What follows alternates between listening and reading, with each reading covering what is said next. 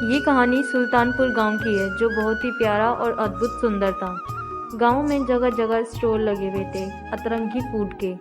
वहीं उसी गांव में एक मुसलमान रहता था। उसका नाम था सुल्तान। वह अपने दुकान पर बिरयानी और मटन का स्टॉल लगाता था। उसके मटन की खुशबू पूरे गांव में लहरती थी, घर घर जाती थी। हर एक की नाक से गुजरती हुई उसके मटन की खुशबू जाती थी। वह अपने मसालों को बहुत ही शानदार तरीके से पकाता था। उसकी खुशबू मानो पूरे गांव में अनोखी थी। उसके मटन का जो जायका था वो लाजवाब था। इतना बढ़िया और चटकारेदार जो बनता था, और मसालों को सही धीमी आंच पे सुल्तान भाई पकाते थे। अगले दिन वे फिर ठेला लगाते हैं। वैसे तो रोज ही लगाते हैं, लेकिन इस बार मटन में कुछ अलग ही अंदाज था। दो ग्राहक खा रहे होते हैं, सुल्तान भाई के मटन और राइस। जब ही पास में खड़े एक बुजुर्ग अंकल बोलते हैं, अरे वाह सुल्तान, तेरे हाथों में तो बड़ा ही जादू है, जायका भी अच्छा है।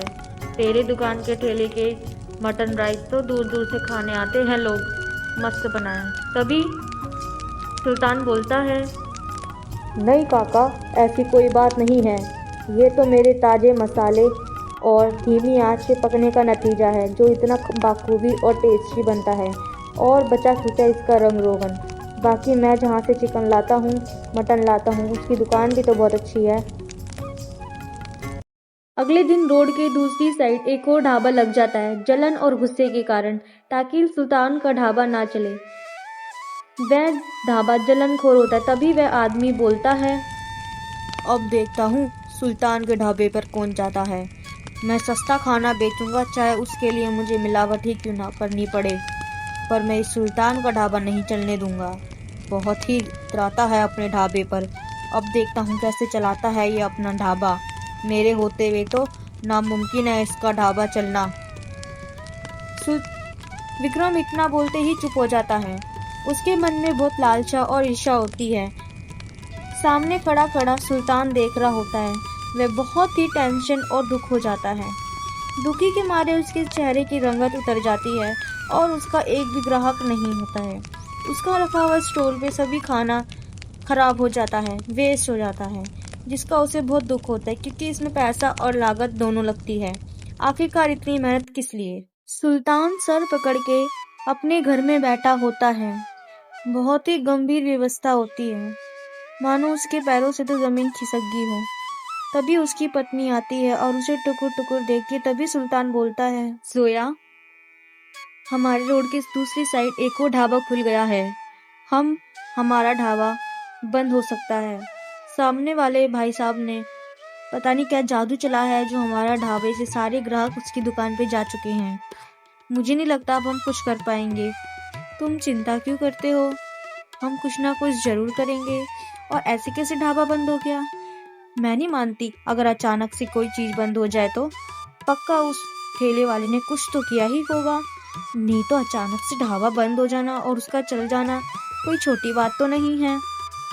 तुम चिंता मत करो, हम कुछ ना कुछ जरूर करेंगे। इतना बोल के दोनों पति पत्नी सोच में पड़ जाते हैं और आगे की तैयारी करते हैं। क्या वे अपना ढाबा चला पाएंगे या नहीं?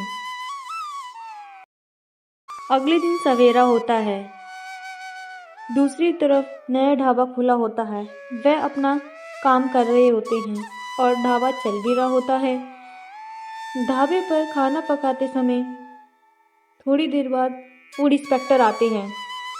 वह बहुत ही गुस्से में लाल होते हैं और उनके साथ कुछ और लोग आते हैं। तभी वह दुकान वाले से बोलते हैं, ओए दुकान वाले, तू अपना ठेले के बारे में बता। हैं, तेरे अगेंस्ट कंप्लेंट आई है। तू अपने खाने में रंग और ख़राब तेल का यूज़ करता है जिससे लोग बीमार पड़ रहे हैं, इसलिए तेरे ढाबा सील किया जाता है। थोड़ी देर बाद सुल्तान भी उस ढाबे पर आ जाता है और वह क्या देखता है, उस इंसान को फूड इंस्पेक्टर ले जाते हैं। विक्रम खुद ही चला जाता है और सिलेंडर भी कर देता है। इससे ये सीख मिलती है कि शॉर्टकट लेना कितनी बुरी बात है, और सुल्तान ये सब देखता हुआ डर जाता है। शॉर्टकट लेने से खुद को तो तकलीफ होती है, साथ में और लोगों को भी होती है। भगवान ना करे किसके साथ क्या हो जाए। दोनों ही दोस्त एक साथ बैठे होते हैं, कबीर और सुल्तान। वह दोनों गहरी सोच में होते हैं सुल्तान अपने मन की बातें कबीर से कहने लगता है और कबीर भी कुछ न कुछ सुल्तान को समझा ही रहा होता है। ये दोनों अपने घर के पेड़ के नीचे ही बैठे हुए थे खटिया डाल के। तभी कबीर बोलता है, क्या रे सुल्तान, कब तक तू ऐसे उदास बैठा रहेगा? और धंधा ही तो है, उतार चढ़ाव तो आते ही रहेंगे। आज सामने वाली पार्टी दमदार है, कल तू रहेगा। तो कुछ नया तरकीब सोच जिससे तेरा ढाबा चल सके, कुछ नया जो अनोखा भी हो। हाँ भाई, क्या तो तू सही रहा है, करना तो पड़ेगा। सोच लिया कबीर, सोच लिया। क्यों ना मैं मैदे के आटे में लहसुन अदरक का पेस्ट मिलाकर और धनिया मिलाकर उनका एक लंबा लंबा नान तरीके की रोटी बनाऊं और उसका नाम रख दूंगा गार्लिक चपाती। खमीरी होएगी तो अच्छी बनेगी। दोनों दोस्तों ने मिलके ये आइडिया बनाया। क्या होता है आगे देखना पड़ेगा। क्या सुल्तान का ये आइडिया चल पाएगा? क्या उसका रुका हुआ ठेला फिर से ट्रैक पे आएगा? अगले दिन सवेरा होता है, फिर ढाबा लगता है। सभी ग्राहक आए हुए होते हैं और सुल्तान के ठेले पर टूट पड़ते हैं। गार्लिक नान, चावल और बटर के साथ विद मटन। सब चटकारे लेके खा ही रहे होते हैं और सुल्तान भी धीमी धीमी आंच पर मटन सेक रहा होता है और मसाले पका रहा होता है। तभी सुल्तान बोलता है, आइए दोस्तों आइए, स्वाद ऐसा कि पहले कभी ना चखा हो। ईमानदारी का तड़का और मेहनत की रोटी। आइए आइए, खाओ, मौज करो। 50 के 2 नान, 150 के 4 नान। अच्छा हुआ विक्रम का ठेला बंद हुआ। वहाँ सस्ता भी था पर स्वाद भी नहीं था और लोग बीमार भी पड़ रहे थे। लेकिन तेरे यहाँ तो सस्ता भी है और खाने की क्वालिटी भी अच्छी है सुल्तान। ऐसा खाना बनाया कर बहुत अच्छा लगता है, लोगों की सेहत का भी ख्याल रखता है और दाम का भी ध्यान रखता है। लोग सुल्तान के ठेले से खुश रहते हैं। रोज नया नया उन्हें मसालेदार मटन जो मिलता है। कबीर और सुल्तान की बीवी जोया तीनों ही ठेले पर खड़े होते हैं। धीमी धीमी आंच पर सुल्तान का खुशबूदार मटन पक रहा होता है और दूसरी तरफ चावल। तीनों ही बहुत खुश होते हैं और एक दूसरे को देखे ही जाते हैं। तभी सुल्तान बोलता है, देखा कबीर, मिलावट से घर नहीं चलता है, मेहनत और लगन से चलता है।